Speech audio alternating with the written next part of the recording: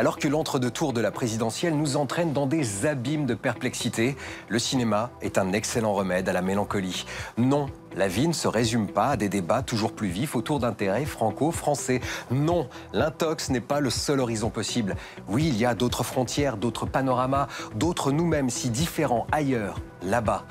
Aller au cinéma, c'est se souvenir que nous faisons partie d'un grand tout que l'on nommera au choix la planète bleue, l'univers, la fraternité humaine. Frères et sœurs cinéphiles, voici le programme garanti sans entourloupe des 13 prochaines minutes. Bienvenue dans Buzz. Musique, les Gardiens de la Galaxie sortent une deuxième mixtape. Django gratte sa guitare sous l'occupation. Rim et Nicolas chantent la comédie du mariage. Et Deadpool sifflote la BO de Superman.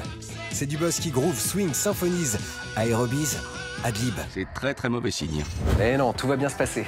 Avant d'ouvrir le journal des sorties, notez que samedi sur Paramount Channel, vous assisterez à l'American Black Film Festival Honors, une cérémonie qui récompense les artistes et le cinéma noir américain, de Denzel Washington à Queen Latifah, de Fences à Moonlight. C'est seulement la deuxième édition de ce show dont vous pouvez voir quelques images juste derrière moi, et c'est carrément la première fois que votre chaîne préférée diffuse une cérémonie. Alors, ne manquez pas ça.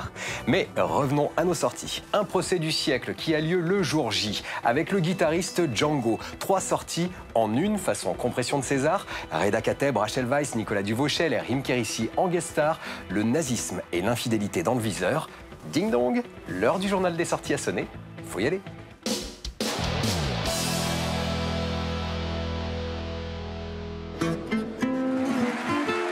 Je suis musicien, je joue de la musique, c'est ce que je sais faire le mieux. Depuis qu'il n'y a plus de jazz américain à Paris, c'est moi le King of Swing. Django ne vise pas le biopic classique. On n'y suit pas Django Reinhardt des premiers pas à la mort, mais durant quelques mois de la vie du guitariste virtuose pendant la Deuxième Guerre, sous l'occupation nazie. Ça fait 2 mois que je pars ici. Tu devais nous faire passer en Suisse. Je suis là avec ma famille à attendre un signal pour passer, c'est jamais le bon moment.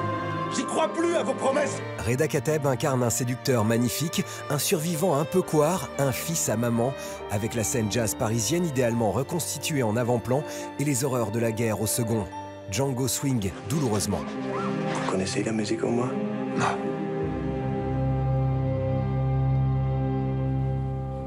Mais elle me connaît. Quelles que soient les raisons qui poussent les gens à devenir révisionnistes, ils ont souvent des intentions qu'ils ne révéleront à personne. Pourquoi dénigrez-vous sans cesse le travail de David Irving? On peut avoir un avis sur l'Holocauste, mais je n'en discuterai jamais avec quelqu'un qui dit que l'Holocauste ne s'est pas produit. Madame Lipstadt, je me présente, je suis David Irving.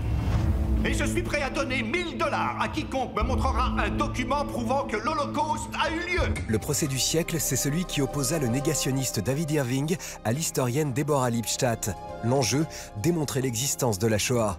Mick Jackson en tire une joute tour à tour passionnante ou révoltante, avec Rachel Weisz et Tom Wilkinson en débatteurs de ce drame judiciaire.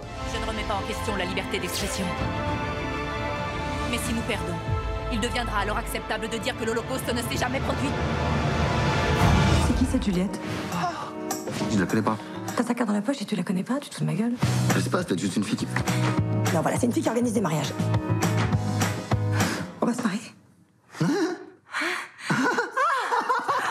mais oui, je veux! Oui, je veux!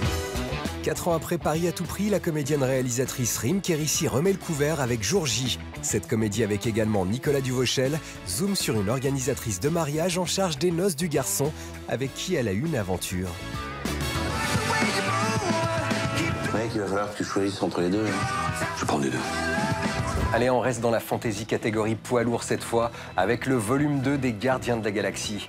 Avec ces héros atypiques, adeptes de la théorie du chaos, les Gardiens de la Galaxie avaient fait souffler un vent de liberté sur les méga-productions.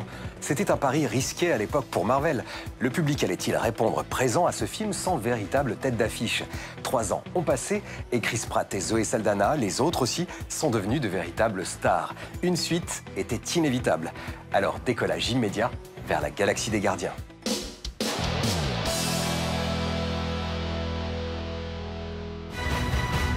J'espère que vous êtes prêts, parce qu'ils vont pas tarder. C'est un fusil? T'as jamais vu de fusil? Non, parce qu'avant c'était plutôt moi les flingues et toi les épées, mais bon. Apparemment tu t'es aussi mise au flingue, j'étais pas au courant. Oh, c'est chaud.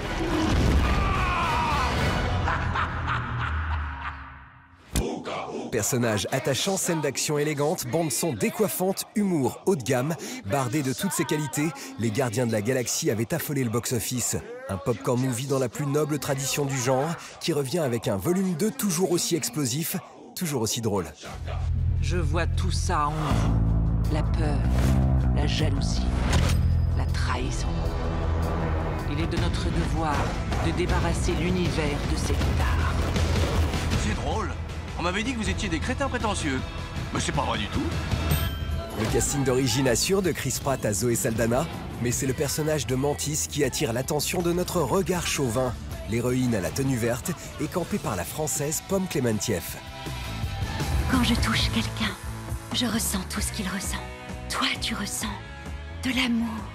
Oui, c'est vrai, je ressens un amour désintéressé pour tout le monde, ou presque. Non, un amour sexuel. Mais non, pas du tout. Pour elle. Non.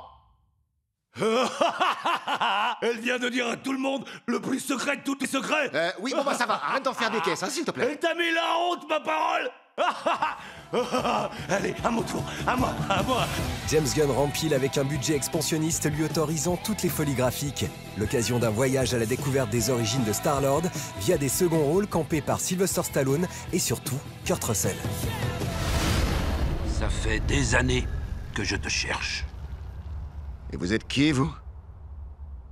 Je suis ton père, Peter. Star-Lord déclara-t-il sa flamme à Gamora? L'équilibre de l'univers sera-t-il préservé? Et cet épisode trouvera-t-il sa place dans l'univers Marvel? Les Gardiens 2 répondent dans un grand spectacle familial, saturé de gags et d'action.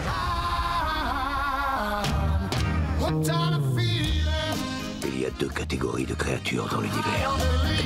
Celles qui dansent et celles qui ne dansent pas. Ah oui, d'accord. Je suis un danseur, pas Gamora. Il faut que tu te trouves une femme pathétique. Comme toi. Je te remercie. T'as besoin d'un câlin? Non, merci, ça va aller. Merci. Non, j'ai dit non. Ça me fait plaisir. On ne quitte pas le cinéma super-héroïque avec Deadpool 2. Dans la mouvance des Gardiens de la Galaxie, Deadpool avait fait souffler un vent d'incorrection sur un cinéma de super-héros souvent trop sage. L'arme de distraction massive s'était révélée certes moins subversive que sa promo, mais Ryan Reynolds était plutôt pas mal en héros obsédé. Deadpool 2 dégainera son humour canaille en 2018. On regarde les premières images en forme d'hommage au Superman de Richard Donner. Et puis juste après, on décadre l'actu avec du jeu vidéo et de la bande dessinée.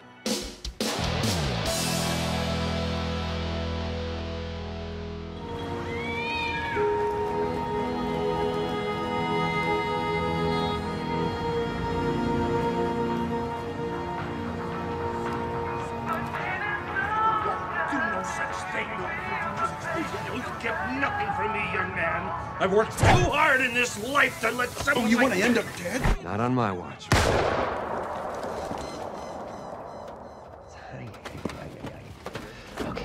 Okay. Wow, nice suit. Zip it, Stanley!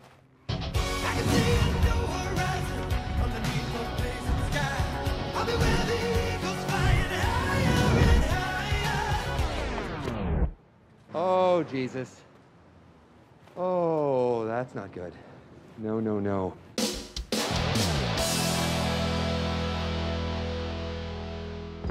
Une petite fille en ciré jaune, perdue sur un navire rempli de monstres.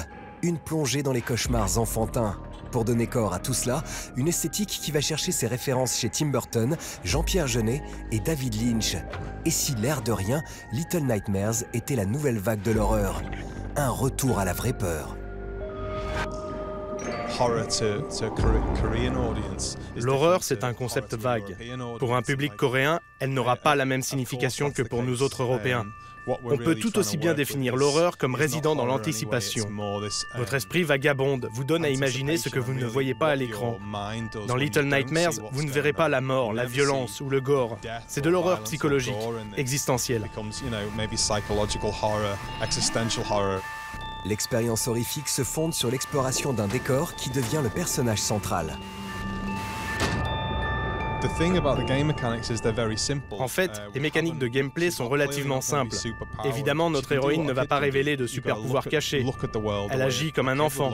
Il faut observer votre environnement comme un enfant le ferait et tâcher de vous adapter rapidement pour survivre. C'est le cœur de notre jeu, son âme. Solliciter la créativité de celui qui tient la manette. Et c'est ainsi que Little Nightmares, par petites touches subtiles, crée sa singularité avec vous, le joueur, qui devenez complice de votre propre terreur.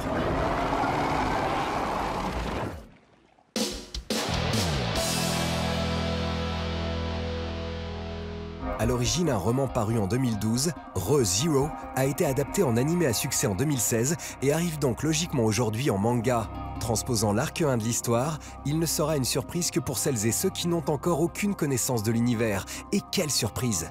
Même s'il nous resserre le vieux truc de l'adolescent téléporté dans un univers alternatif de fantasy, Re:Zero brise la monotonie du principe. Comment? En piégeant le héros de son petit nom Subaru dans une boucle temporelle qui le fait revenir à son point de départ pour sauver une situation à venir.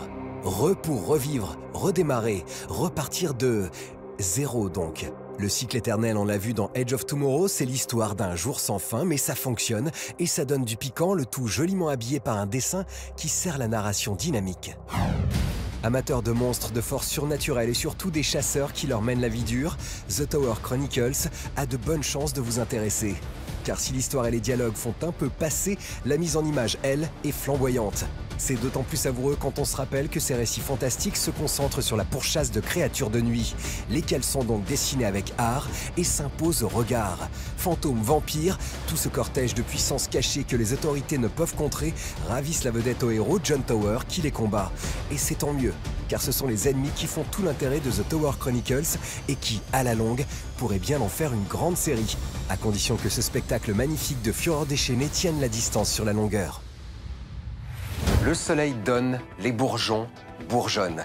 Il est temps d'aller flâner en quelques rues saoulées de lumière. Mais avant, j'aimerais vous poser une petite question. Vous l'avez vu lors de l'avant-première, bientôt Ryan Reynolds incarnera de nouveau Deadpool. Mais dans quel film Ryan Reynolds a-t-il déjà incarné Deadpool? Est-ce dans Captain America Civil War? Ou bien dans Les Gardiens de la Galaxie? Mais peut-être était-ce dans X-Men Origins Wolverine? Vous avez la bonne réponse, rendez-vous sur ParamountChannel.fr. On vous a réservé des DVD et des places de cinéma. C'était le buzz avec Ryan, Reda, Rachel, Rim, Nicolas, Chris, Zoé, la galaxie du cinéma et les étoiles à l'intérieur. À la semaine prochaine si le cœur vous en dit. Et d'ici là, faites-vous une toile.